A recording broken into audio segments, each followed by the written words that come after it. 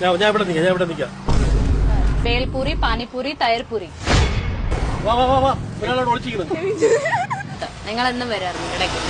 പഞ്ചാബി കുട്ടികളാണ്. മലയാളം എങ്ങനെ സംസാരിക്കും? പേരെന്താണ്? നിഹാരിക. മലയാളം അറിയാമോ? നല്ലപോലെ സംസാരിക്കൂ. എന്തെങ്കിലും പറ. പേരെന്താണ്? ദിവാൻസ് കർദ. മലയാളം അറിയാമോ? ഇതെന്താണ് ഉണ്ടാകണം? ബേൽപൂരിയാണ്.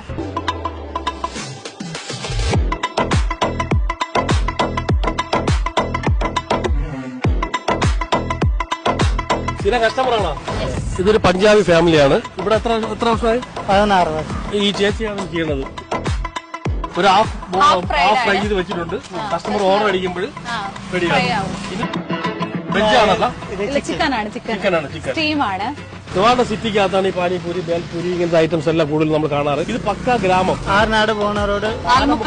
ഇവര് തൊട്ടപ്പുറത്താണ് താമസിക്കുന്നത്. അപ്പൊ ഇവര് രാത്രി ഇങ്ങനെ വന്നിട്ട് ഒരു 3 വർഷത്തിൽ വന്നിട്ട് വീട്ടിൽ തന്നെ ഉണ്ടാക്കിയിട്ട് മൊമോസ് ഉണ്ടാക്കും. അതിന്റെ തന്നെ മസാലയൊക്കെ ഉണ്ടാക്കിയിട്ട് ഇവിടെ തന്നെ ചെയ്യണം. അപ്പം ഈ ബേൽപൂരിയുടെ അതിന്റെ നമ്മുടെ പൂരിയൊക്കെ തന്നെ ഇവര് തന്നെ ഉണ്ടാക്കുന്നതാണ്.